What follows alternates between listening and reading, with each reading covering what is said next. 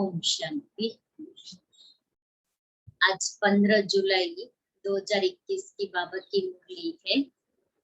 बाबा कहते, मीठे बच्चे, तुम विकारों का दान दे दो तो राहु का ग्रहण उतर जाएगा, दे दान तो छूटे ग्रहण। प्रश्न है, वृक्षपति बाप अपने भारतवासी बच्चों पर बृहस्पति की दशा बिछाने के लिए कौन सी स्मृति दिलाती है? वृक्षपति बाप अपने भारतवासी बच्चों पर बृहस्पति की दशा बिछाने के लिए कौन सी स्मृति दिलाती है? उत्तर है, हे भारतवासी बच्चों, तुम्हारा आदि सनातन देवी देवता धर्म अति श्रेष्ठ था। तुम सर्वगुण संपन्न, 16 कला संपूर्ण थे। तुम मुझ सागर के बच्चे काम चिता पर बैठ काले हो गए, ग्रहण लग गया है, आत्मा पर विकारों का ग्रहण लग गया है, इसलिए मनुष्य आत्माएं दुखी दुखी हो गई है। अब मैं तुम्हें फिर से गोरा बनाने आया हूँ। यह स्मृति आने से बृहस्पति की दशा बैठ जाती है। गीत है, ओम नमो शिवाय, ओम शांति। ये किसकी महिमा सुनी? बेहद के बाप की। ऊंचते ऊंच बाप परमपिता परमात्मा ही है। लौकिक बाप के लिए तो सब नहीं कहेंगे परमपिता परमात्मा। बच्चे जानते हैं सब आत्माओं का पारलौकिक बाप है ऊंचते ऊंच। उनका नाम ही है शिव, कि शिव से ऊंचा और कोई नहीं है। इसलिए हम सभी आत्माओं का ऊंचे से ऊंचा बाप एक है। बिगर नाम रूप के तो कोई चीज होती नहीं। एक तरफ कहते हैं ना, भगवान नाम रूप से न्यारा है। बिगर नाम रूप के तो कोई भी चीज नहीं होती। छोटे से छोटी चीज का भी नाम और रूप तो जरूर होता है। इस समय सबको राहु का ग्रहण लगा हुआ है, इसलिए इनको आयरन एजेड वर्ल्ड कहा जाता है। दशाएं भी होती है, बृहस्पति की दशा, शुक्र की दशा, राहु की दशा। अब तुम्हारे ऊपर है बृहस्पति की दशा। गुरु की दशा सबसे श्रेष्ठ मानते हैं। जिसकी महिमा सुनी ऊंचते ऊंच भगवान शिव बाबा, उनका असुल नाम है शिव। बाकी किस्म किस्म के अनेक नाम रख दिए हैं। असुल नाम है शिव बाबा, उनका असुल नाम है शिव। शिव बाबा का असुल नाम शिव, बाबा मना पिता। तो एक प्यार का अनुभव होता है शिव बाबा कहने से, एक समीपता का अनुभव होता है और संबंध का भी अनुभव होता है। इसलिए हम प्यार से कहते हैं शिव बाबा।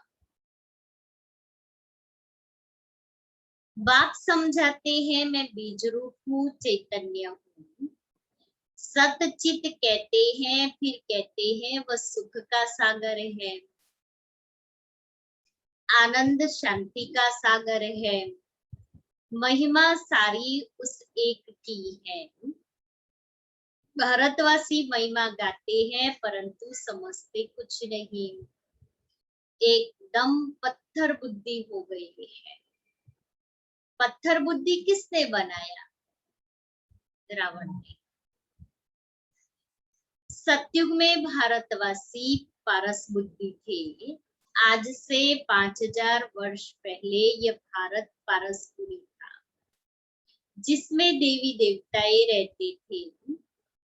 भारत ही अविनाशी खंड गाया हुआ है। भारत में ही पारस बुद्धि देवता थे। इस समय पत्थर बुद्धि पतित रहते हैं। पतित कैसे बनते हैं यह भी बाप ने समझाया है। द्वापर से जब काम चिता पर बैठे हैं तो काले पतित बने हैं। काम अग्नि में सब भस्म हो गए हैं। उसमें भी खास भारत की बात है, क्योंकि भारत ही सबसे प्राचीन खंड है और भारत ही स्वर्ग था और अब भारत ही सबसे ज्यादा विकारी तमो प्रधान बना है। अभी फिर से भारत ही स्वर्ग बनेगा, इसलिए खास भारत की बात है, क्योंकि भारत में ही भगवान आते हैं, भारतवासी को ही पावन बनाते हैं।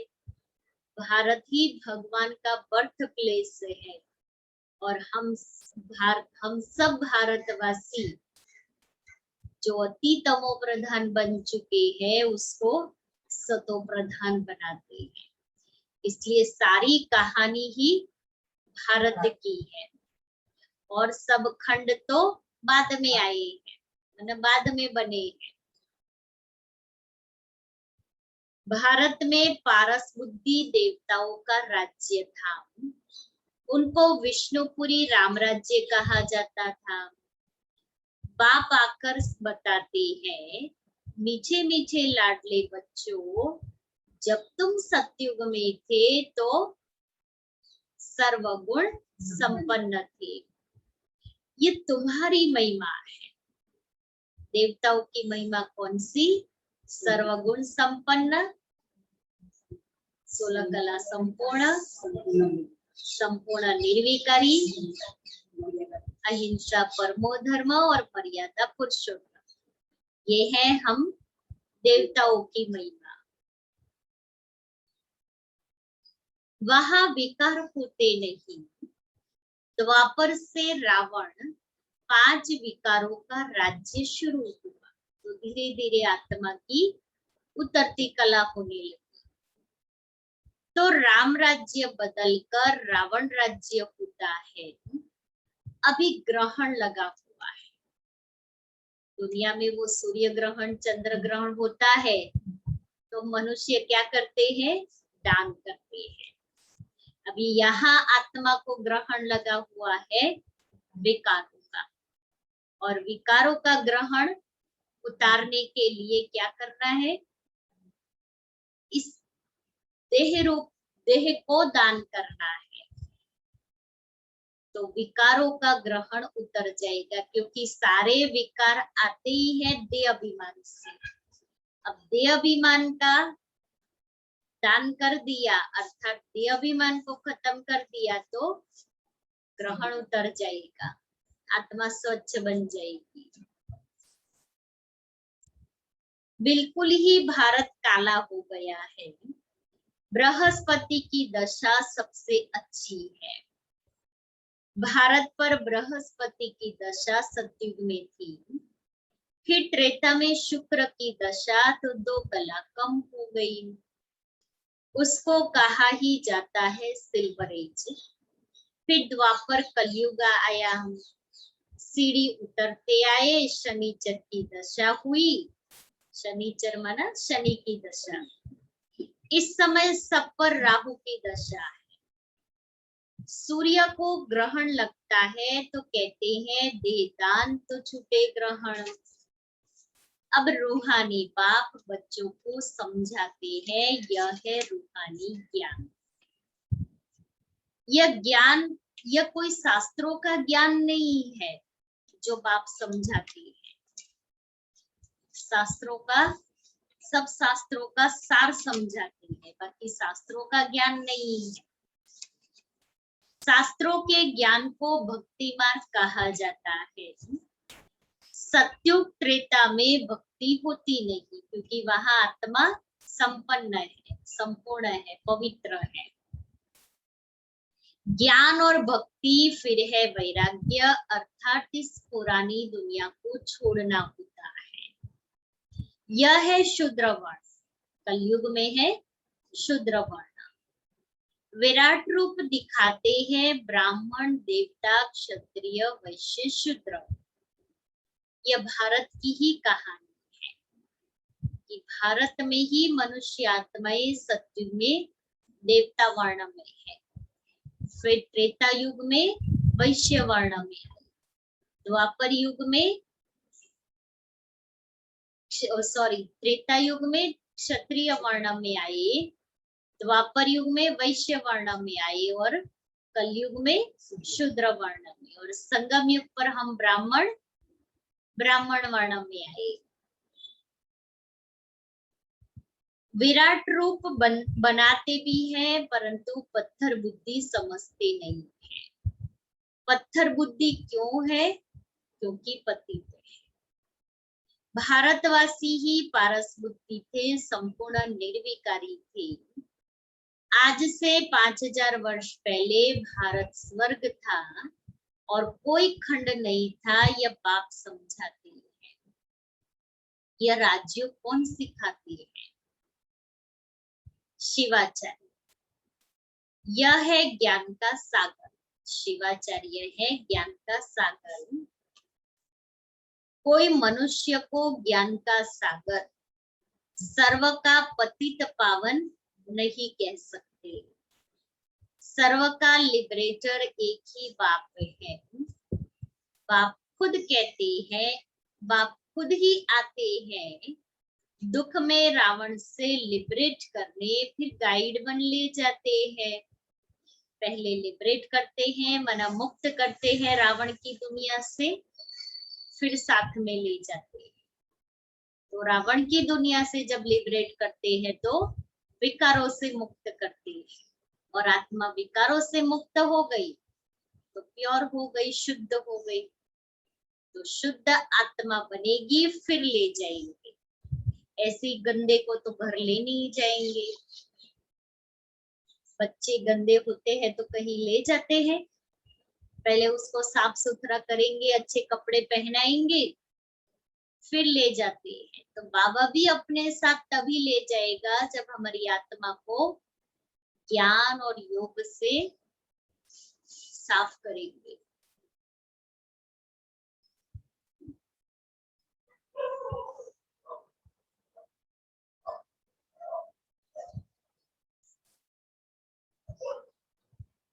उनको रूहानी पंडा कहा जाता है। बाप कहते हैं, मैं तुम सर्व आत्माओं का पंडा हूं, सबको वापिस ले जाऊंगा। मेरे जैसा गाइड कोई होता नहीं। कहते भी है godfather is liberator, guide blissful.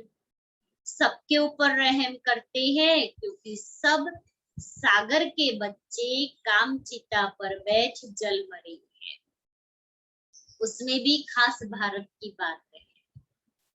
बाप कहते हैं, तुम 16 कला संपूर्ण निर्विकारी थी, अब कामचिता पर बैठ तुम क्या बन गए हो? कैसे काले तमो प्रधान बन गए, पतित विकारी, आत्मा काली बन गई है।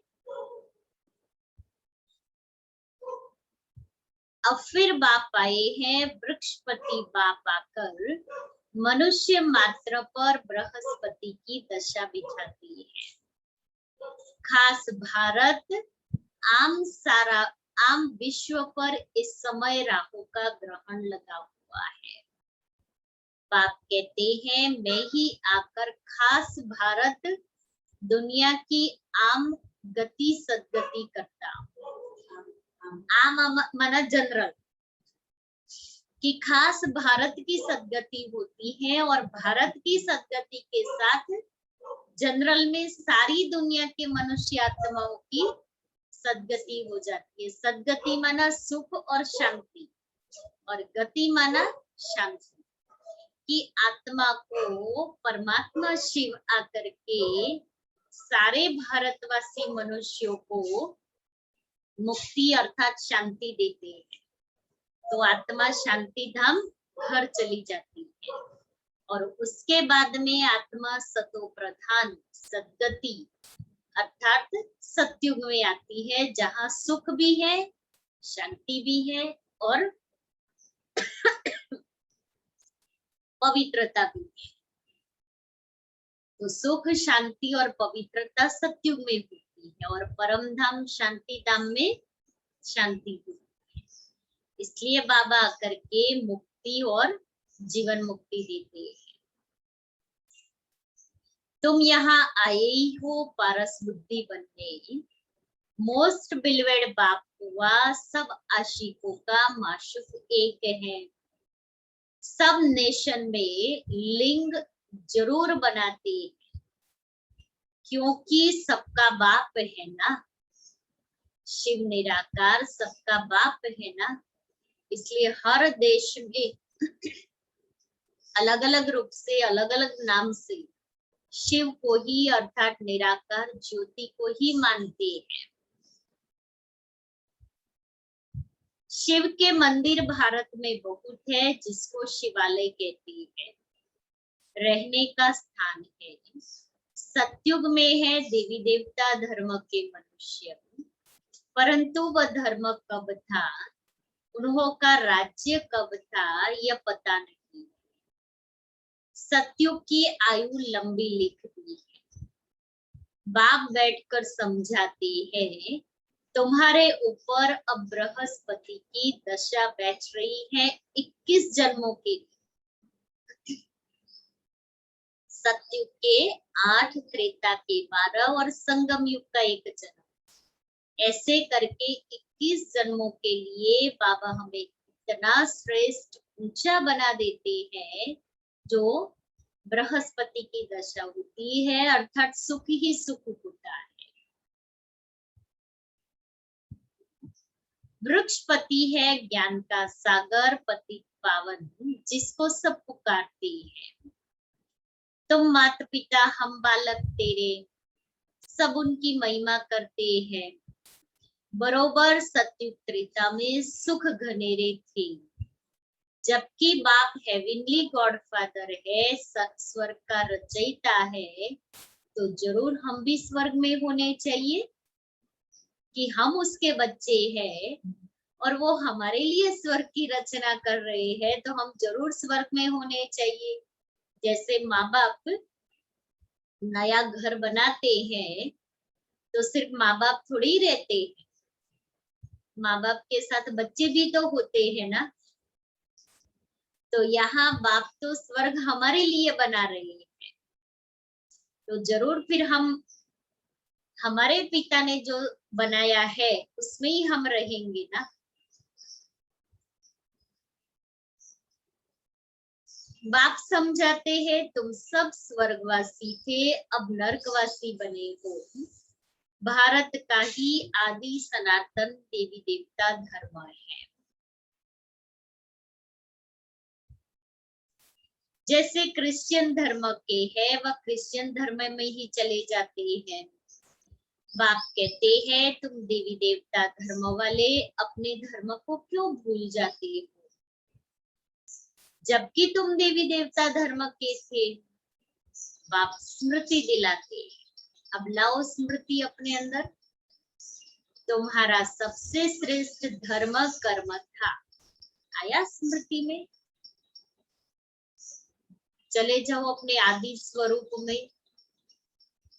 सतयुग में मैं आत्मा दैवी धर्म दैवी कर्म वाली श्रेष्ठ थी, सर्व गुणों से, सर्व कलाओं से, सर्व शक्तियों से संपन्न थी,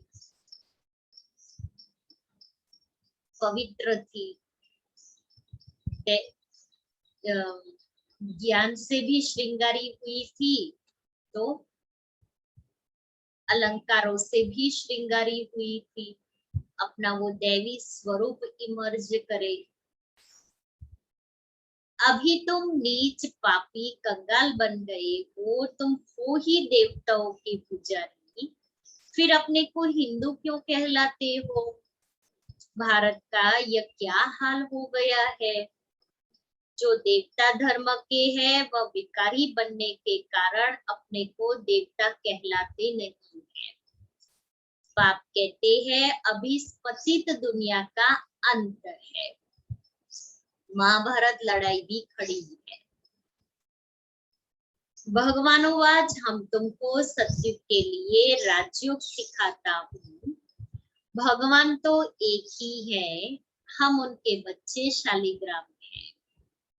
बाप कहते हैं तुम जो पूज्य थे वही पुजारी भगत बन गए ना। अभी हम पुजारी बन गए, इसलिए देवी देवता होके भगत बन गए हैं, क्योंकि उनकी पूजा करते हैं। अब फिर ज्ञान लेते हो पूज्य देवता बनने के लिए। फिर द्वापर से पूज्य सो पुजारी बन जाएंगे। तुम पूरे 84 जन्म लेते हो। जिन्होंने 84 जन्म लिए हैं वही आकर ब्रह्मा कुमार कुमारी बनेंगे। ब्रह्मा द्वारा आदि सनातन धर्म की स्थापना करते हैं। इस संगम युग पर ही आदि सनातन देवी देवता धर्म की स्थापना होती है। यह है कल्याणकारी संगम युग। इस लड़ाई को ही कल्याणकारी कहा जाता है। इस विनाश के बाद ही स्वर्ग के गेट खुलते हैं। तुम यहाँ आए हो स्वर्गवासी बनने व विष्णुपुरी में चलने। किसी को कहो स्वर्गवासी बनना है तो क्या कहेंगे? गुस्सा करेंगे, क्योंकि ऐसे कहते हैं ना कि मरेंगे तब स्वर्ग में जाएंगे। तो क्या आप हमें मार डालना चाहते हो? तो उसको बुरा लगेगा, कहेंगे ना कि आपको स्वर्गवासी बनना है, नहीं बनना है। भले यहाँ दुखी है, पतित है, समस्याओं में है, परेशानियों में है, लेकिन स्वर्ग में नहीं चलना है। क्यों? मरना नहीं है। मरना पड़ेगा ना। हाँ, बिगर मरे तो स्वर्ग मिलेगा नहीं। अब दुनिया वालों ने ये समझ लिया कि वैसे शरीर से मरना है। बाबा हम बच्चों को यहाँ सिखाते हैं जीते जी मरना है, अर्थात पुरानी दुनिया से, पुराने संस्कारों से मरना है, पुरानी आदतों से मरना है। उसको खत्म करके बाबा जो हमें सिखाता है वो नए संस्कार ज्ञान के द्वारा अपने में भरने। तो पुरानी जीवन से मर जाना है और बाबा हमें जो नया जन्म देते हैं ये अलौकिक आध्यात्मिक जन्म, उस नए जन्म में जीना है। तो नए जन्म में फिर नए संस्कार धारण करने हैं। वो पुराने विकारी रावण के संस्कार को खत्म करना है, उससे हमें मरना है। तो तुम यहाँ आए हो स्वर्गवासी बनने व विष्णुपुरी में चलने। तुम बच्चों पर अब अविनाशी बृहस्पति की दशा है। 16 कला संपूर्ण कहा जाता है, फिर 2 कला कम होती है तो शुक्र की दशा कहा जाता है। सतयुग में बृहस्पति की दशा है, फिर त्रेता में शुक्र की दशा। फिर नीचे गिरते आए हो मंगल की, शनिचर की, राहु की दशा बैठती होती है। जन्म जन्मांतर उल्टी दशाएं फिरती आई। रावण राज्य शुरू हुआ तब से उल्टी दशा, शनि की दशा, राहु की दशा, हाँ, मंगल की दशा। यह है बेहद का बाप, ज्ञान का सागर, पतित पावन, वही तुम्हारा बाप भी है, शिक्षक भी है, सतगुरु भी है। बाकी सब है झूठे, किसकी सदगति कर नहीं सकते। इसको कहा जाता है विशियस वर्ल्ड, विकारी। वह है वाइसलेस वर्ल्ड, निर्विकारी। अब विशियस वर्ल्ड में तुम सभी पतित दुखी, बहुत दुखी है। लड़ाई, महामारी, मारामारी, क्या क्या हो रहा है। कहा जाता है खूने नाहक खेल, माना किसी का कोई दोष नहीं है लेकिन मर रही है, लड़ाई लग रही है कोई मनुष्य आत्माओं का दोष, लेकिन उस लड़ाई में मनुष्य मर रही है। उसको कहा जाएगा खूने नाहक खेल।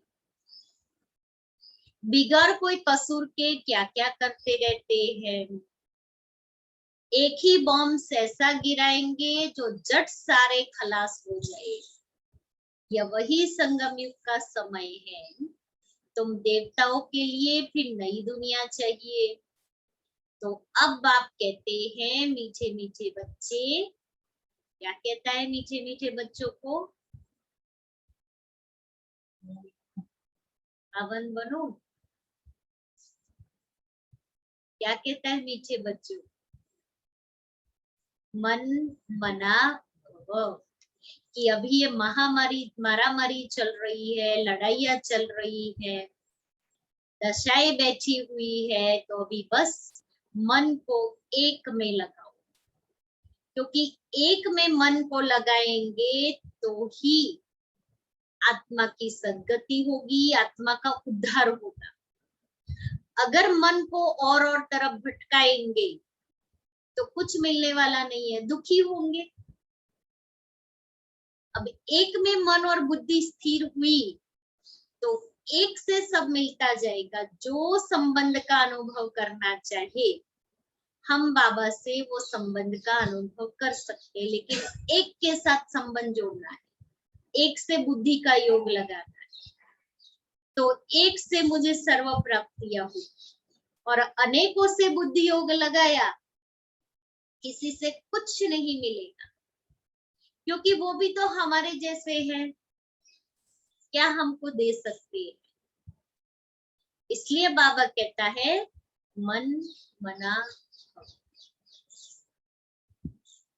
सर्व संबंधों का भी अनुभव कराएगा, सर्व शक्तियों का भी अनुभव कराएगा, सर्व गुण सर्व कलाओं का भी अनुभव कराएगा और सर्व खजानों की प्राप्ति कराएगा। जो अंदर से आत्मा इतनी संतुष्ट और भरपूर हो जाएगी, जो उसको संकल्प में भी नहीं आएगा कि मुझे ये चाहिए या मेरी ये इच्छा है। इतना बाबा हम बच्चों को भरपूर कर देता है। जो हम स्वप्न संकल्प मात्र में भी इच्छा मात्र अविद्या बन जाते हैं।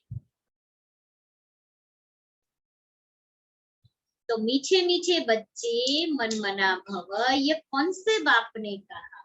शिवा। वह तो है ही निराकार। यूं तो निराकार तुम भी हो, हम आत्माएं भी निराकार है, परंतु तुम पुनर्जन्म में आते हो, मैं नहीं आता। इस समय सब पतित है, एक भी पावन नहीं, पतित बनना ही है। सतो रजो तमो में उतरना पड़े। इस समय सारा झाड़ जर्जरीभूत अवस्था को पाया हुआ है। दुनिया बिल्कुल ही पुरानी हो गई है, अब फिर से उनको नया बनाना पड़े। पतित दुनिया में देखो मनुष्य कितने हैं, पावन दुनिया में बहुत थोड़े राज्य करते हैं। एक ही धर्म था और कोई धर्म नहीं था। भारत को ही हेवन कहा जाता है। घट गाया जाता है, घट में ही सूर्य, घट में ही चंद्रमा, घट में ही 9 लाख तारे। सतयुग में 9 लाख होंगे, पीछे फिर वृद्धि होती है। पहले बहुत छोटा फूलों का झाड़ होता है, फिर वृद्धि को पाते पाते बड़ा होता जाता है। अभी तो कांटों का जंगल हो गया है। रावण के आने से कांटे बन जाते, कांटे माना एक दो को दुख देते हैं, विकारी बनते हैं तो दुख देते हैं। काम क्रोध लोभ मोह अहंकार के वशीभूत होकर के एक दूसरे को दुख देते रहेंगे, उसको कहेंगे कांटा लगाना। यह है कांटों का जंगल। आपस में लड़ते हैं तो एक दो को मारते हैं। कितना क्रोध है, बंदर से भी बदतर कहा जाता है। बंदर में 5 विकार एक्सट्रीम होते हैं। अब बंदर कैसे होते हैं? उनके अंदर क्रोध भी बहुत होता है। आप उसको ऐसे मारने जाएंगे या हटाने जाएंगे ना, तो आपके ऊपर कैसा क्रोध करता है, फिर मोह भी कितना, बच्चा मरा हुआ होगा ना तो भी चिपका के रखेगा, और वो उसको गुस्सा इतना आता है जो सारा खेदान मैदान कर देता है, और अहंकार भी बहुत होता है, और लोभ भी इतना होता है। जो मुट्ठी चने की बाबा बात करते हैं ना, कि उसने बोतल में चने देखे तो अंदर हाथ डाला, मुट्ठी भर ली, फिर अभी बोतल का ढक्कन तो छोटा है, तो वो मुट्ठी तो खोल, चने की लालच बहुत है ना चने खाने की, क्योंकि बंदर को चना बहुत पसंद होता है। अब उसको चना छोड़ना नहीं है, और बोतल का मुंह छोटा है तो वो निकलता नहीं है। तो मनुष्य आत्मा को भी लालच बहुत होती है, खाने की, पीने की, धन की, तो वो छोड़ नहीं सकता है। तो लोभ भी बहुत होता है, धन का भी होता है, जो वो छोड़ नहीं सकता है, और पता है कि इसके कारण ही मैं दुखी हो रहा हूँ, फिर भी छोड़ना नहीं चाहता है। इसलिए बाबा ने कहा बंदर से भी बदतर हो गए हैं। तो बाप कहते हैं मेरे लाडले बच्चे, कौन इतना प्यार से कहेगा, मेरे लाडले बच्चे, तुम्हारे ऊपर अभी वृक्षपति की दशा है, अब दे दान तो छूटे ग्रहण, संपूर्ण निर्विकारी अब यहाँ बनना है। फिर यह शरीर छोड़ जाकर शिवालय में आ जाएंगे। शिवालय मना सत्युग, एक शिवालय परमधाम, दूसरा शिवालय सत्युग, तीसरा शिवालय मधुबन, चौथा शिवालय सेंटर, और पांचवा शिवालय शिव का मंदिर। इसलिए 5 शिवालय है। तो हमें जाना है शिवालय में, अर्थात पहले परमधाम में, दीदी दुनिया में। पांचवा शिवालय क्या बोला दीदी? मंदिर, जो भक्ति मार्ग में शिव के मंदिर होते हैं ना, वो शिव के मंदिर, वो है शिवालय। उसको भी शिवालय कहते हैं। जो शिव के जितने भी मंदिर है उसको शिवालय कहा जाता है। तो सेंटर भी शिवालय है, तो मधुबन भी शिवालय है, तो परमधाम भी शिवालय है। परमधाम शिवालय अर्थात वो शिव बाबा का रहने का स्थान है। सत्युग शिवालय माना शिव बाबा ने स्थापन किया हुआ राज्य है, जहाँ सुख, शांति और पवित्रता है। मधुबन शिवालय, क्योंकि मधुबन ब्रह्मा बाबा की कर्म भूमि, तपस्या भूमि, और शिव बाबा मधुबन में आते हैं, इसलिए मधुबन शिवालय। और सेंटर शिवालय माना वो सब शिव बाबा के स्थान है, शिव बाबा ने स्थापन किए हुए स्थान है, जहां बाबा के बच्चे आकर के शांति और सुख का वर्षा पाते हैं। इसलिए 5 शिवालय है। शिवालय में बहुत सुख होता है, देवी देवताओं का राज्य है। सत्युग को कहा जाता है शिवालय, कलयुग को कहा जाता है वेश्यालय।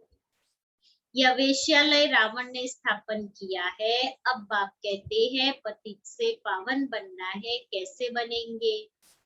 क्या त्रिवेणी में, गंगा में स्नान करने से पावन बन जाएंगे? यह तो जन्म जन्मांतर करते आए हो, करोड़ों मनुष्य जाकर स्नान करते हैं। बहुत नदियां, नाले, तालाब आदि है, जहां पानी देखते हैं जाकर स्नान करते हैं, क्योंकि अपने को पतित समझते हैं। इसलिए समझते स्नान करेंगे, डुबकी लगाएंगे, पावन बन जाएंगे।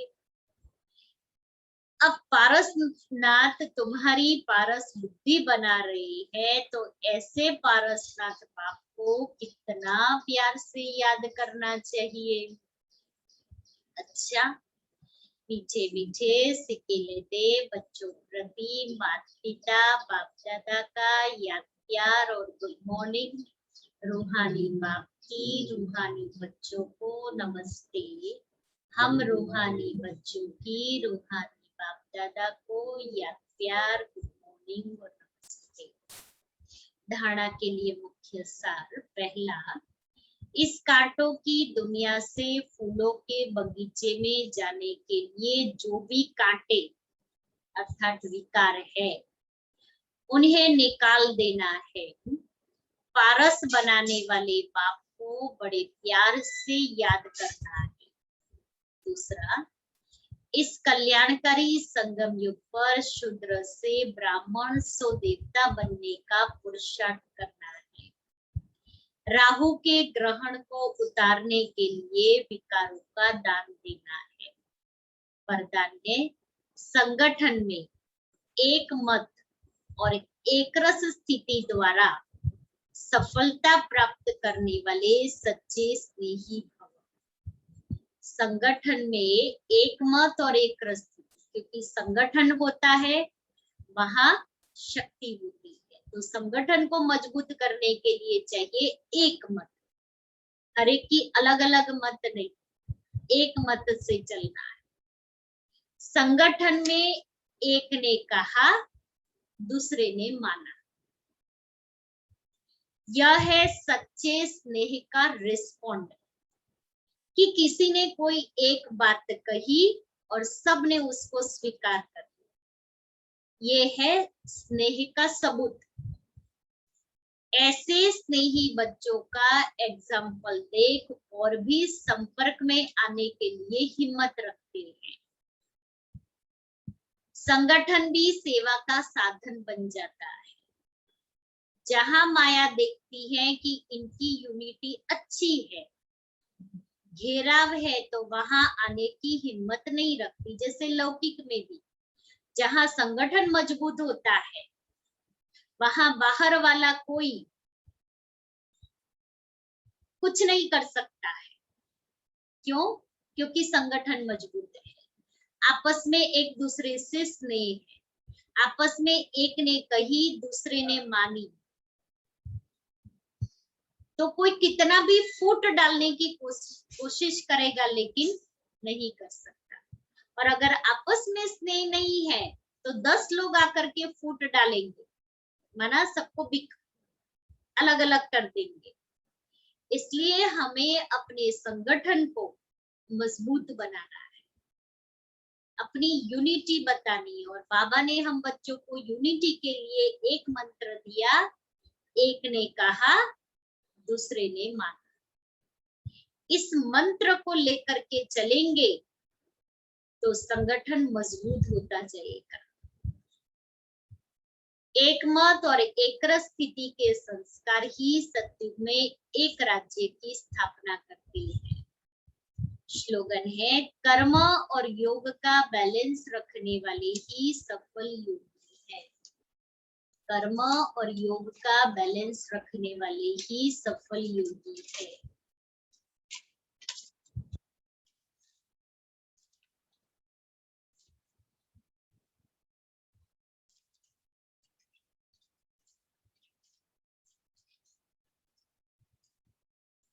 आज का हमारा स्वमान है, मैं पवित्रता स्वरूप हूँ।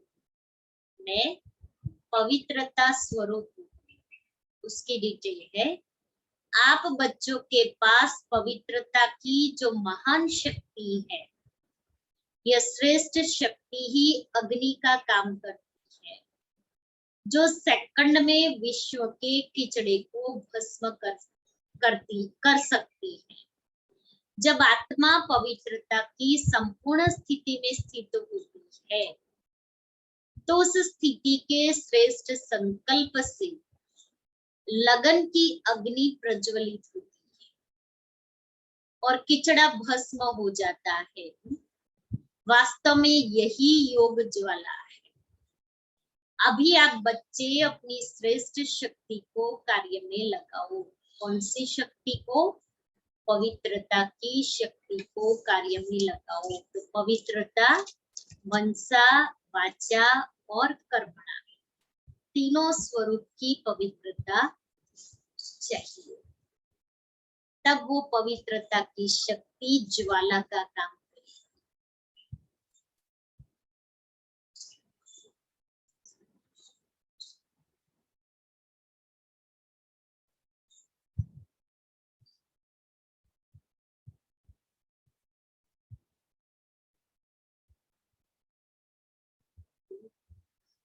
आप रोज क्या सुनते हो, इससे आपको क्या?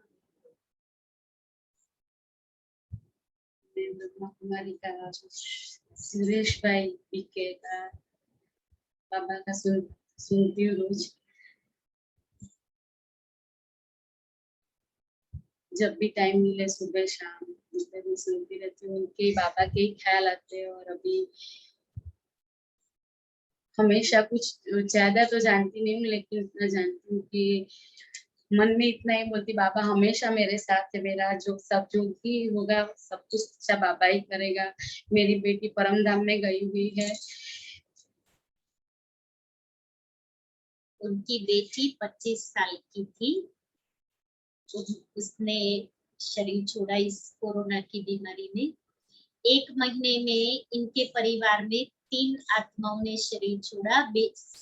पहले इनकी चाची ने शरीर छोड़ा, फिर बेटी ने शरीर छोड़ा, और फिर उनकी माताजी मदर ने शरीर छोड़ा। लेकिन इतनी हिम्मत रखी, और अभी रोज शिवानी बहन और सूरज भाई का सुनते हैं तो क्या अनुभव करते हो? सारा दिन सुनते हैं ना? सुनाओ, आपको क्या सारा दिन फील क्या होता है, क्या महसूस होता है जो आप मुझे सुना रहे थे ना? सुनाओ, क्या अनुभव किया आपने सुनते सुनते? उन्होंने वो रोज सारा दिन मना 8 घंटे से ज्यादा वो बाबा का ज्ञान सुनते हैं यूट्यूब पर, शिवानी बहन और सूरज भाई का। जो उससे उनके अंदर वो हिम्मत आई है, शक्ति आई है, और कहा मैं फील करती हूँ कि बाबा मेरे साथ है, और मेरे साथ जो हो रहा है वो सब अच्छा हो रहा है। मेरे साथ जो होगा वो सब कुछ अच्छा ही होगा। इससे कहा दीदी सारा दिन मुझे इतना अच्छा लगता है, और अभी मैं जो जिसको भी भेजती हूँ ना, सबको यही भेजती हूँ, शिवानी बहन और सूरज भाई का। और जब हमने भी देखा उनको कि पहले क्या थे और अभी क्या है, और आज विशेष उनका जन्मदिन है, इसलिए बाबा के घर में आए हैं। कहा मुझे इस बार कुछ नहीं करना है, कहीं नहीं जाना है, बस मुझे बाबा के घर में आना है। और आज कोइंसिडेंट सतगुरुवार भी है, तो कहा बस मैं बाबा के घर आऊं, मैं बाबा को भोग लगाऊं, मैं बाबा के सामने बैठूं, मैं बाबा से शक्ति लूं। और मुझे अभी बाबा के सिवाय और कुछ करना नहीं है। बस दीदी बाबा मुझे इतनी हिम्मत देता है, इतनी शक्ति देता है। क्योंकि बेटी का 1.5 साल पहले शादी हुई थी, और बेटी कनाडा में रहती थी, उसका सब कुछ हो गया था, और अभी आई थी थोड़े समय के लिए मिलने के लिए मम्मी पापा को, और बीमारी आ गई। तो बहुत नेचुरली है, इतनी यंग एज में बेटी चली जाए तो दुख तो होगा ही। लेकिन देखो बाबा का ज्ञान इतना अच्छा है, जो सब प्रकार के दुखों से हमें पार कर लेता है। और बचपन में बहुत छोटे थे तभी जाते थे, इनकी दादी जाती थी, और दादी के कारण इनकी लौकिक माताजी जाती थी, और माताजी हमारे पास भी रोज आती रहती थी।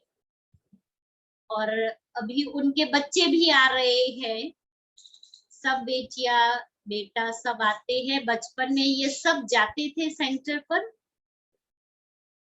और बाबा का ज्ञान सुनते थे, प्रोग्राम्स में लाभ लेते थे। तब बहुत छोटे थे।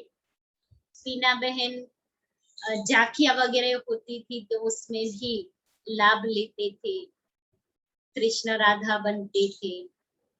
तो ऐसे बचपन से जो बीज पड़ा था, भले बीच में चले गए, लेकिन अब वापस बाबा के पास आ गए हैं, और बाबा ने फिर से अपने पास बुला लिया है। क्योंकि बाबा के बच्चे तो बाबा कैसे भी करके बुला लेगा। तो ऐसी मीठी टीना बहन को हम आज जन्मदिन की बहुत बहुत बहुत बधाई देते हैं। और बस बाबा के पास आए हैं तो सदैव बाबा का हाथ पकड़ के रखे और बाबा का अनुभव करते रहे और औरों को कराते रहे। ऐसी हम सभी की दिल की शुभ भावना और शुभकामनाएं। ओम शांति। हम सब हाँ। चलो भी बाबा को याद करो। प्यार मिला मुझे तुमसे,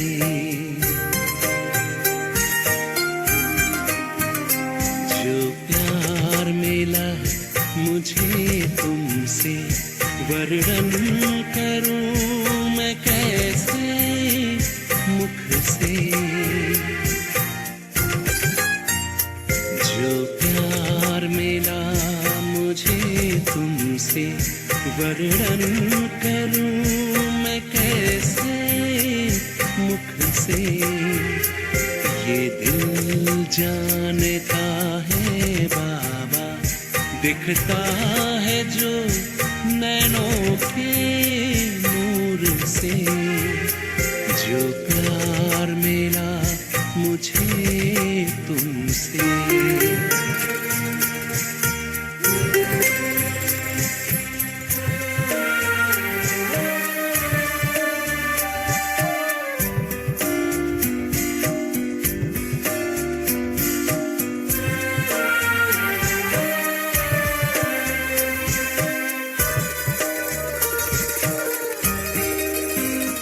मुझको इतना सम्मान दिया, मेरे लाडले कह दुलार दिया।